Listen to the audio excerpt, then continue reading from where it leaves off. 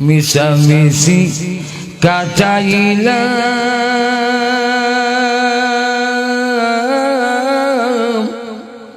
ববের জিন্দিগি, হায়াত থাকতে না করিলাম বন্দেগি। এই পৃথিবী থেকে বিদায় যখন হয়ে যাব, গোসল দিয়ে কাফন পরাবে, অন্ধকার কবরে শুয়াইয়া কপাট লাগাইয়া সব যখন বাড়ির দিকে চলে আসবে, আল্লাহর নবী বলেন, উম্মত রে, তোমার কবরে দুইজন ফেরেশতা হাজির হবে।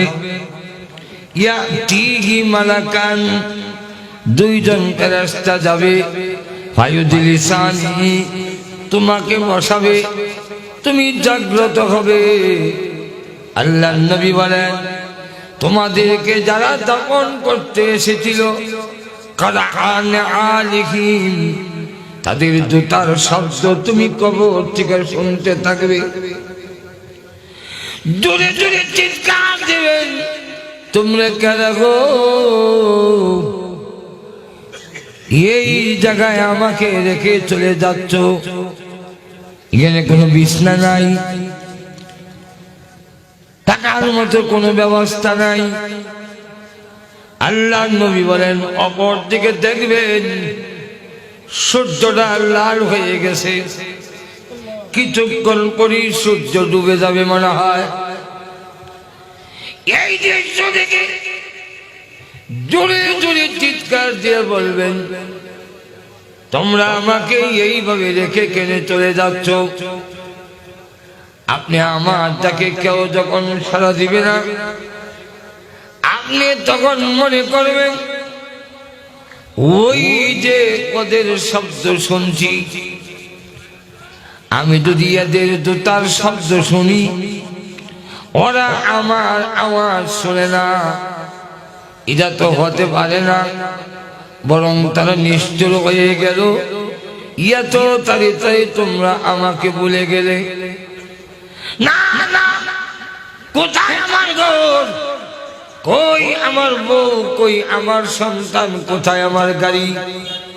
কিছুই নাই, খাট নাই, জাজির নাই, অন্য তো কোনো ব্যবস্থায় এই গানে নাই, তাহলে কেউ সারাও দেয় না। ওই দিন তখন বুঝবেন দুনিয়ার জীবনে যা কিছু দেখেছি ওই স্বপ্নের ব্যক্তির মতো দুঃখা ছাড়া কিছুই না। আল্লাহুম্মা সাল্লি আলা মুহাম্মাদিন ওয়া আলা আলি মুহাম্মাদ কামা সাল্লাইতা আলা ইব্রাহিম ওয়া আলা আলি ইব্রাহিম ইন্নাকা হামিদুম মাজিদ।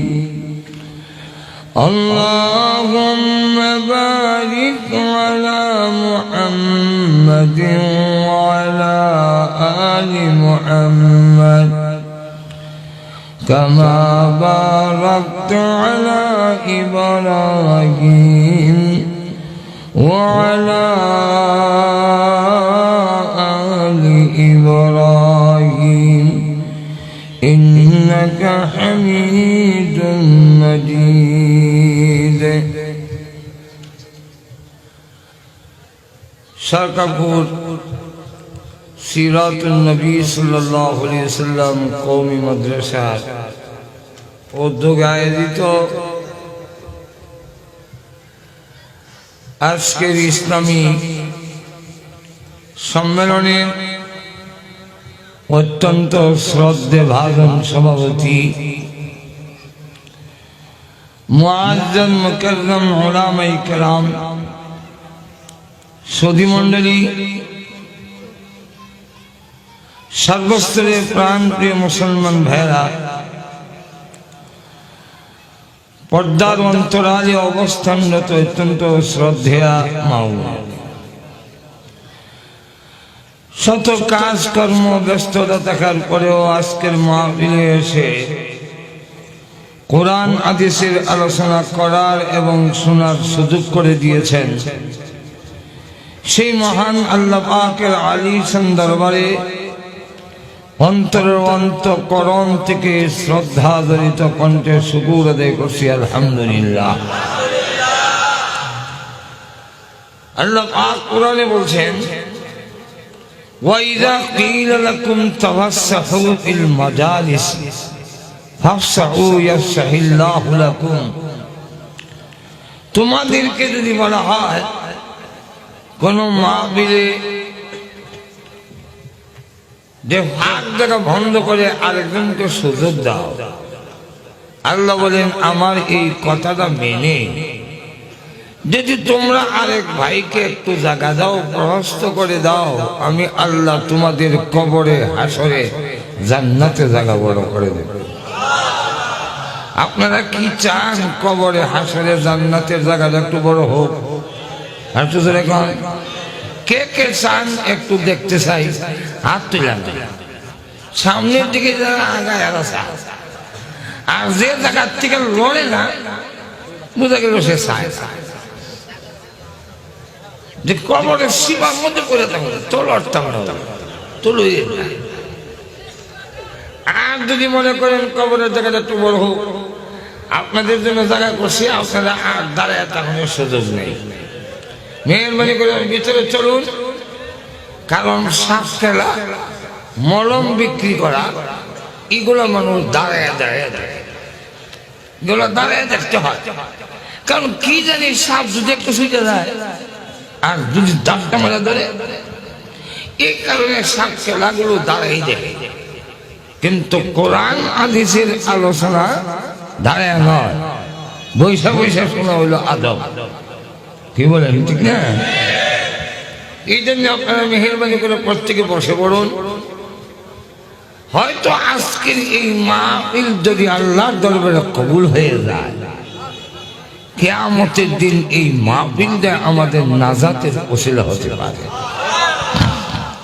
কোরআন শরীফে আল্লাহ বলছেন, ওয়াজাদু মা আমিলু হাযিরা, তোমাদের আমলগুলো আল্লাহর সামনে পেশ করা হবে। আজকের এই মাহফিলটাও আল্লাহর সামনে পেশ করা হবে। তাই আল্লাহ এই মাহফিলে অসংখ্য অগণিত ফেরেশতা আছে।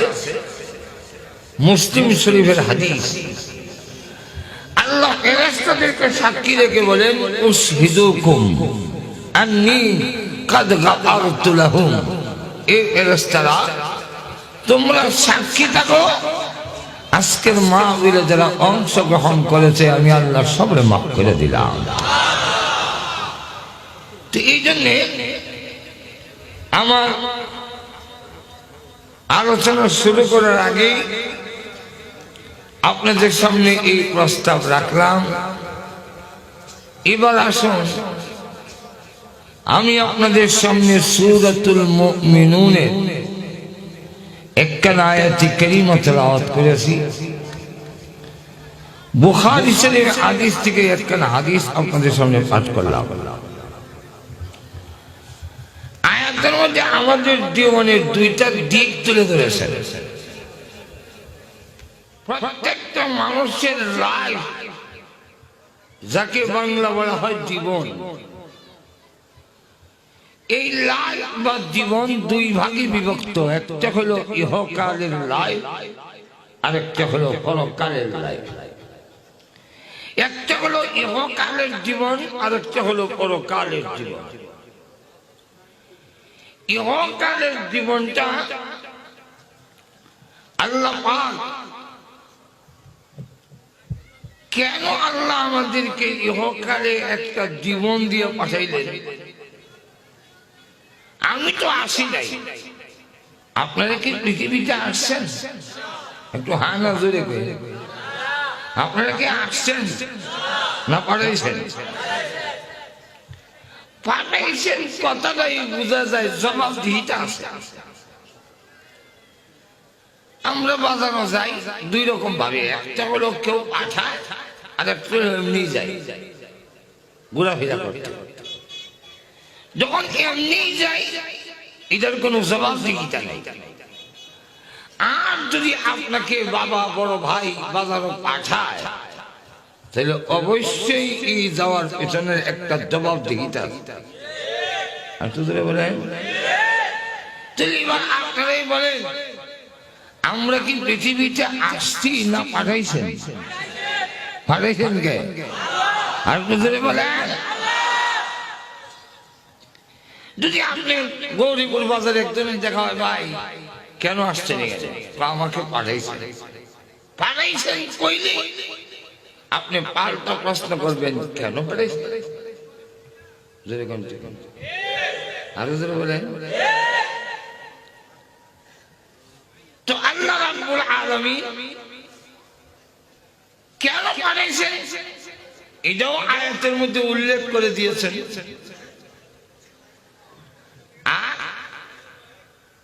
দ্বিতীয়ত, এই পৃথিবীর যা কিছু আছে এর পিছনে পড়ে আমাদের আরেকটা লাইফ আছে, জীবন আছে মরার পরে, যাকে আখিরাত বলা হয়। যেরকম ঠিক না? আল্লাহ বলতেছেন যে সাবধান, তোমার পাঠাইলাম বাবা বড় ভাই টাকা দিয়ে যদি কোনো কাজের জন্য বাজারে পাঠায় তো বইলা দিত। উস্তাদ যখন ছাত্রকে বাজারে পাঠায় কোন জিনিস আনার জন্য, তখন ছাত্ররা কি কিছু নসিহত করে দেয়, সাবধান বাজারের দোকান কিন্তু করিস না। বাজারের ভিতরে অনেক দোকান আছে, সেখানে খেলা তামসা আছে। সেখানে গেলে দেখতাম একটা মানুষকে মাঝখান দিয়ে দুই টুকরা করে দুই অংশ দুই দিকে নিয়ে গেছে। আরেক জায়গায় দেখলাম পুরুষ এবং নারীকে কেটে নারীর অংশ নিয়ে পুরুষের সাথে লাগাইছে, নারীর অংশ নিয়ে পুরুষের সাথে লাগাই, নিষ্ঠা পুরুষ উপরটা নারী। আসলে কি বাস্তব? তো বলতো হরলে মারলে কইলাম তো ডিম মুখে ঢুকাইলো আর ফিসে দেবে। এগুলো সব দোকান। এই দোকান যদি করা যায়, বাজারের যে উদ্দেশ্যে পাঠাইছিল সেই উদ্দেশ্য হারাই ফেলবে। যেরকম সে বাজারের টাইম শেষ, উস্তাদ যে উদ্দেশ্যে পাঠাইছিল কোনো কিছু হয় নাই, তখন বেল চলে গেছে, বাজার ভেঙে গেছে, আমি এখন কি জব দেই? যেরকম ঠিক না? আল্লাহ আমাদেরকে পৃথিবীতে পাঠাইয়া বলেন, এই পৃথিবীর সামান যা দেখো সবগুলো হলো ধোঁকা। ওয়ামাল হায়াতুদ দুনিয়া ইল্লা মাতাউল গুরুর।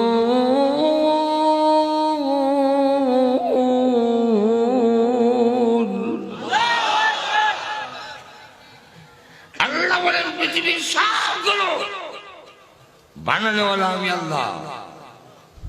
আমি বানানোওয়ালা বলতেছি, যা বানাইছি সব ধোঁকা।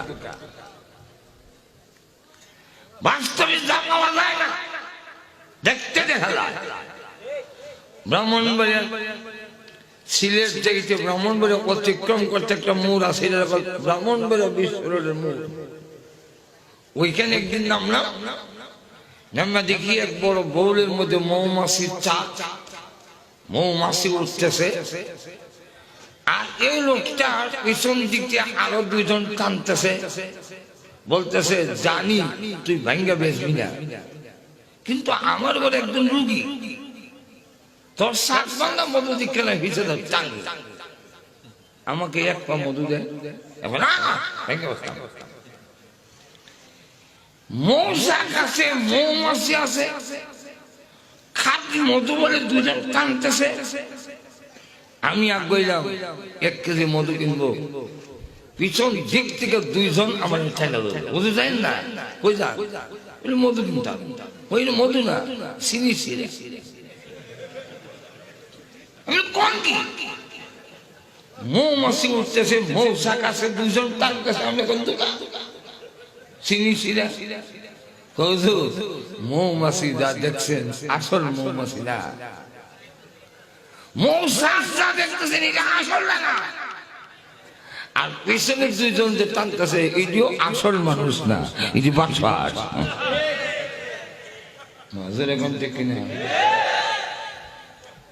তো ঠিক কেমনি হবে?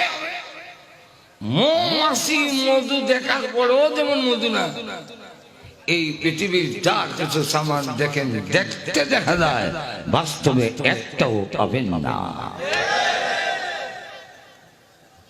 সবগুলো দুকা, দুকাটা এখন বুঝবেন না। দুইটা এক্সাম্পল দিলে বুঝে ফেলবেন। দেব একটা এক্সাম্পল হলো, অনেক সময় জাগ্রতের মধ্যে এমন দুকা খায়, জাগ্রত অবস্থায়। যেমন থানভী রহমাতুল্লাহ ওনার কিতাবে লেখছেন, এক লোক শ্বশুর বাড়ি যাবে, তো একজন কুলি দেখতেছে তার মিষ্টি গুলো নেওয়ার জন্য, মাটির পাতিলা মিষ্টি নিছে। আগের আমার তো মিষ্টি নিছে মাটির পাতিলা, তুই এইগুলো নিয়ে যাবে হাতে করে শ্বশুর বাড়িতে, শরম না? একজন কুলি দেখতেছে, তো একজন আসলো, এসে বললো, ওই কোন লোকটাকে, শ্রমিক লোকটাকে তখন বললো, এইগুলো আমার শ্বশুর বাড়িতে নিয়ে চলো। লোকটা কয়, শ্বশুর বাড়ির জিনিস নিয়ে যাওয়া এটা আমাদের দেশের সিস্টেমে বড় অপমানজনক। এমনি বুঝা বইতে রাজি, কারো শ্বশুর বাড়ি নিয়ে যাবে, মাল নিয়ে যেতে রাজি হয় না। তবে 100 টাকা দিলে যাবে, সারাদিনে রুজি করে ছাড়া না, ওই 100।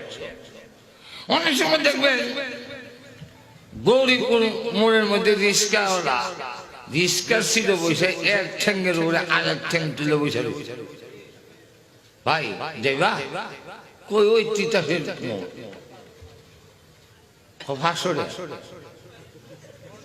20 টাকার ভাড়া, 500 টাকা চাইলে কেন? তখন বুঝতে যাওয়ার ইচ্ছা নাই। তুই 100 টাকা যখন চাইলো, তখন সারাদিনের 4 আনা রুজি করে 100 টাকা। তো জামাই তিনি ভাবলো শ্বশুর বাড়িতে যাইতে গেলে একটু রিক্সা ভাড়া, শ্রমিকের ভাড়া বেশি দিতে হয়, ইচ্ছা করে। এটা একটা ব্যক্তিদের ব্যাপার, কারণ এলাকার লোকেরা বলবো অমুকের জামাই এত বকি টাকা দেয় না।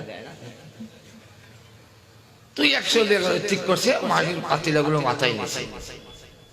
এখন সে যাচ্ছে আর কল্পনার জগতে দৌড়াচ্ছে, এতগুলো টাকা পাই কাজে লাগাবো কিভাবে? ভাবলো সারাদিন রুজি করি ছাড়া না, এখন 100 টাকা পাইছি। ওই সময় 100 টাকা থেকে ছাগল কিনা যায়, একটা ছাগল কিনবো, ছাগল বাচ্চা দিলে বিক্রি করে একটা গাভী কিনবো, গাড়ি বিক্রি করে দুধ বিক্রি করবো, গাভীর বাছুর বিক্রি করবো, তখন তো অনেক টাকা হবে। একটা হাতি কিনবো, এই হাতি দিয়ে মাল টামান টানবো, আর হাজার হাজার টাকা দৈনিক ইনকাম হবে। তারপরে আমি 200 বিঘা জমি রাখবো, আর মাশাআল্লাহ 5 তলা ফাউন্ডেশন দিয়ে একটা বাড়ি করবো। এরপরে বাড়ি আছে, জায়গা আছে, একটা গাড়ি কিনবো, জাপানি মার্কা গাড়ি। তো গাড়ি যখন কিনলাম, আমার কাছে কে বিয়ানা দিবি, আমি ভালো বংশে একটু ই করবো, মিষ্টির পাতিলা নিয়ে যাচ্ছে, আর এই কল্পনায় চালাচ্ছে। তো এরপরে একটা বক্স খাট কিনবো, বক্স কাটে প্রথম জাজিম, এরপরে তুষক, এরপরে কুলবালি, এরপরে ডাইনিং টেবিল বানাবো। আমি বিয়ে করলে আমার ছেলে হবে, ছেলে এসে তখন ডাক দিব, আব্বু ডাইনিং টেবিলে খাবার রেডি করে আম্মা তোমার জন্য অপেক্ষা করছে। এই সময় আমি একটু অভিমান বোধ করে বলবো, না খাবো না। তো ওর মা এসে আমার খুব আদর করে নিয়ে যাবে, এই জন্য বলবো না খাবো না। না খাবো না করে যে মাথা মারা দিছে, মাথার যে মিষ্টির হইতে এতই বলো মন নাই, সব মারির হইতে নিচে বইটা ফাটলাগুলো ভাঙ্গিয়া রসগোল্লা না বালুর গুল্লা হয়ে গেল। এখন জামাই ডাক দিয়া কয়, মাথা খাই দিকে আমার 200 টাকা মিষ্টি নষ্ট করে দিলে।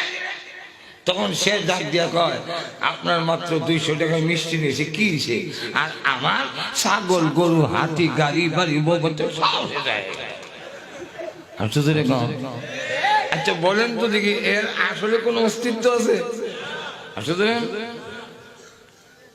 আরেকটা এক্সাম্পল হলো, আমাদের এলাকায় অনেক লোক এমন আছে ভাঙ্গা চকিতে ঘুমায়, আর উপরের ঘরের ভালো ছানি নাই, আসমান দেখা যায়, কিন্তু প্রত্যেক দিন কল্পনা করে যদি জাপান যেতে পারতাম রে তাহলে আমিও একদিন ধনী হতে পারতাম। এই কল্পনা করতে করতে একদিন ঘুমাইয়া স্বপ্নে জাপান চলে গেছে। সেখানে গিয়ে এক কোম্পানিতে চাকরি হয়েছে, বাংলাদেশের 2 লক্ষ টাকা তার বেতন। এখন এই 2 লক্ষ টাকা বাড়িতে পাঠাচ্ছে। আপনাদের কুমিল্লা দাউদকান্দি এলাকাতে 200 বিঘা জমি রাখার পরে আব্বাকে চিঠি লিখে রাখলো, আর রাখবেন না, আমি আসতেছি। সে এসে 5 তলা ফাউন্ডেশন দিয়ে একটা বাড়ি কমপ্লিট করলো, জাপানি পেছনে। বাড়ির নাম পড়ে গেছে জাপানি বাড়ি। ও কত সুন্দর। এরপরে দামি একটা গাড়ি কিনলো, এরপরে বিয়া করলো, এরপরে আবার বস খাট টাট বানায়া এখন কুল বালিশ নিয়ে ঘুমে আছে। পাওনারে আর কয়, আমার জীবন সাকসেসফুল, কেমন সফল জিন্দেগি, আর কারে কয় সফলতা। এমন সময় স্বপ্নে দেখে তার একটা ছেলে, সে বলতেছে, আব্বু ডাইনিং টেবিলে খাবার রেডি করে আম্মা তোমার জন্য অপেক্ষা করতেছে। এই সময় সে অভিমান করে কয়, না খাবো না, না খাবো না করে যে শরীর লড়া দিছে, বাংলা শরীর যে ঘুমাইছি এটা লড়ে গেছে। এখন বেড়ার কয়তলা আছে?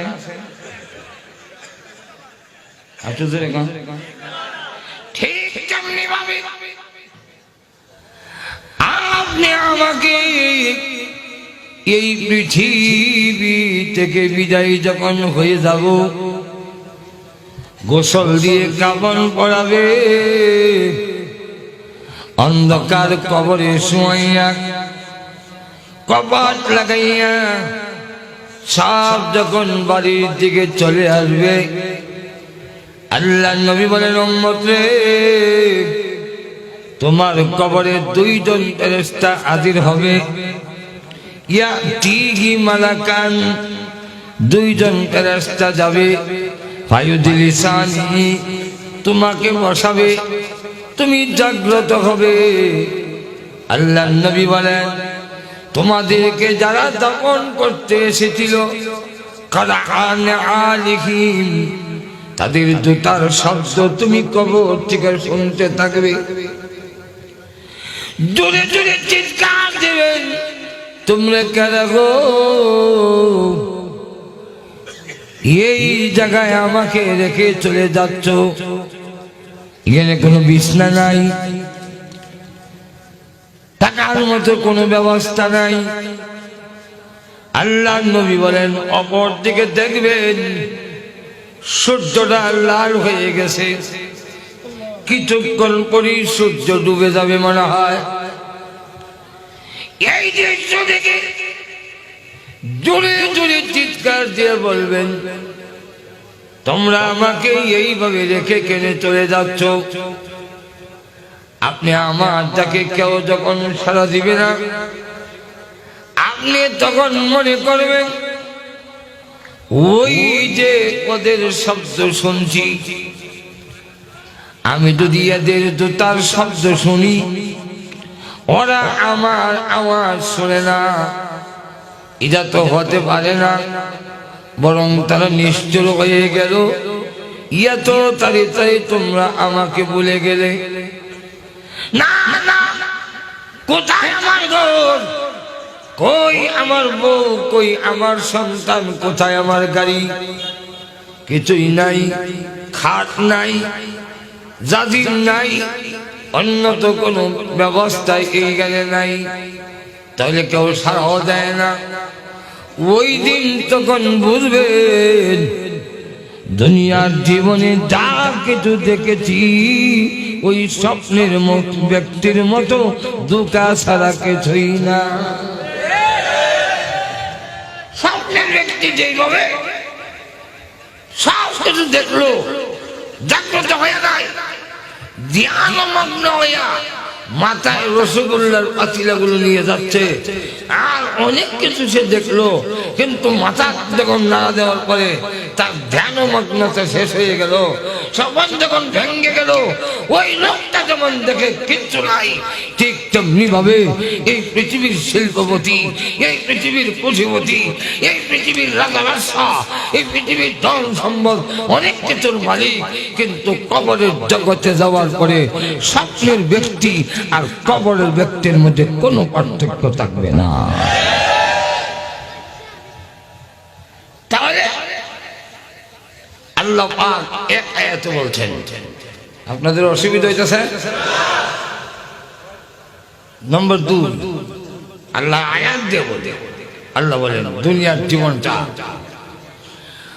ওয়ামাল হায়াতুদ দুনিয়া ইল্লা লাহু ওয়া লাইব ওয়া ইন্নাদ দারাল আখিরাতা লাহিয়াল হায়াওয়ান।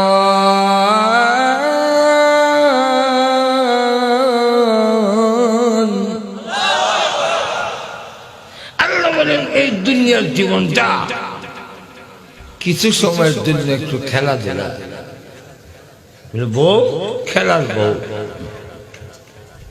সন্তান খেলার সন্তান, বাড়িঘর খেলা, ছোট বাচ্চারা খেলাধুলা করে। আমি নিজেও পশ্চিমবঙ্গে হয়ে গেল সবটা, কিন্তু একদিন যা দেখলাম, আমার বাড়ির বাংলা ঘরে শুয়ে আছি, আসলে এখনো ঘুম লাগে না, আর আমার খাটের নিচে বাচ্চারা খেলাধুলা করতেছে, ছেলেরা অভিনয় করতেছে স্বামী, মেয়েরা অভিনয় করতেছে বউ। আবার মাটির বোতল দিয়ে একটা ছেলে একটা মেয়ে, তাদের ছেলে মেয়েও আছে, কাঠি দিয়ে ঘর বানিয়েছে, হাতা দিয়ে ঘরের ছাউনি দেওয়া হয়েছে। অপর দিকে লক্ষ্য করে শুধু তারা ধুলা বালুগুলো পায়ের মধ্যে এনে অনেক কান্তা হইয়া পাটা সরাই নিল, তো একটা সুন্দর ঘর হয়ে গেল, বিরল তারার ফাঁকা ঘর। আর ধুলা বালু দিয়ে কুর্ম ফুলায় ফাঁকালো, আগা জোগা ছিঁড়ে তরকারি দেয়, চুলার থেকে লাল মাটি এনে তরকারির মধ্যে মরিচ দিচ্ছে। মেয়েটা আমার ছেলেটাকে বলতেছে, তোমার এখনো বাজারে দাও নাই, কোন সময় দেখবা? ঘরে যে লবণ পেঁয়াজ মরিচ নাই, দেবে কোন সময়? সে কথা ঠিক আছে, দাও ব্যাগ দাও। একটা কাগজ ওরাতে দিছে, ওই দিক দিয়ে ঘুরিয়া আরো অনেকগুলো পাতা সাতা জমা হইয়া আইনা দিয়া কয় বাজার করে আইছে। কয় মাথাটা গরম হয়ে গেছে, সরকার যে কি বুঝলো, জিনিসের দাম এত বাড়াইলো, কেমনে যে টাকা পয়সা আইব। বড় ছেলেটারে বিদেশ পাঠাইছিলাম সৌদি আরব, 1 বছর হয়ে গেল, একটা টাকাও এই পর্যন্ত হারাইল না, সংসার কেমনে চলবে? কি সুন্দর সংসার। মেয়েটা কয় হাত মুখ ধুইয়া খেয়ে নাও। এখন আমি মাঝে মাঝে চোখ খুলে দেখি কি করে, আবার বুঝলে তো ওরা দৌড়ে চলে যাবে, বুঝতে দেয় না। মাঝে মাঝে চোখ খুলে দেখি, তখন কই দেখি হাত পা কই দয়, পুকুরে যায় না টিউবওয়েলে যায়, দেখি না বাহিরে গিয়ে এমনি হাত ধর, মুখ ধুই। এটা কি সত্যি তো হয়েছে? আচ্ছা, এরপরে আসার পরে বসলো, তো একটা পাতার মধ্যে কিছু দুলাবালু আর ওই আগা ডোগার তরকারি হে মুখের কাছে নিয়ে খায়, যে মজা দিছে। আচ্ছা আপনারা বলেন তো মজা হয়েছে? খাইছি না তো মজা হয়েছে কই দিকে? মজা এখন দেখি না। এখন আল্লাহু আকবার, এইটারে কবি দশমুদ্দিন একটা কবিতা বানাইছেন এই খেলাটার নাম দিছেন বনভোজন। ওইখানে লেখছে দুলা বালুর কুরমা ফুলাও আর সে কাদার পিঠে, ধোলা বালুর কুরমা ফুলাও আর সে কাদার পিঠে, মিঠা মিঠি খেয়ে সবাই ভোলে বেজায় মিঠে। আল্লাহ ঘুমাই গেছেন না কেন? ধোলা বালুর কুরমা ফুলাও আর সে কাদার পিঠে, মিঠা মিঠি খেয়ে সবাই ভোলে বেজায় মিঠে। একটা বলেন তো দেখি, এই লোকের এই ছেলেটার লোক খেলা যে করতেছে, ওই ছেলের বউ আছে নাই? মিলাই কইলাম না বউ আছে। এটা আসল বউ না মিশা মিশি? আসলে বলে আচ্ছা দুইটা, একটা ছেলে একটা মেয়ে, যে ওই যে মাটির পুতুল ছেলে আর মেয়ে বানাইছে, এটাকে আসলে ছেলে মেয়ে? এগুলি কি মিশা মিশি? যেরকম ঠিক না, ছেলে বাজারে গেল, আসলে কি বাজারে গেছে না মিশা মিশি? হাত মুখ যে ধইল, এটাকে সত্যি হাত মুখ দেওয়া না মিশা মিশি? মিশা মিশি। যা খাইলো আসলে খাইছে না মিশা মিশি? এই খেলা সব যেমন মিশামিশি।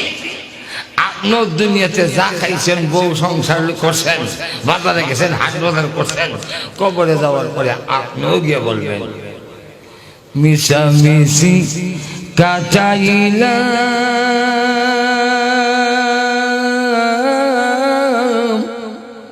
ববের জিন্দিগি, হায়াত থাকতে না করিলাম বন্দেগি।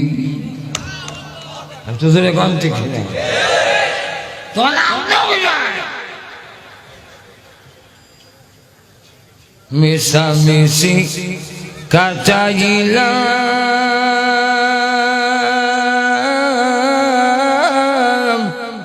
হায়রে ববের জিন্দিগি,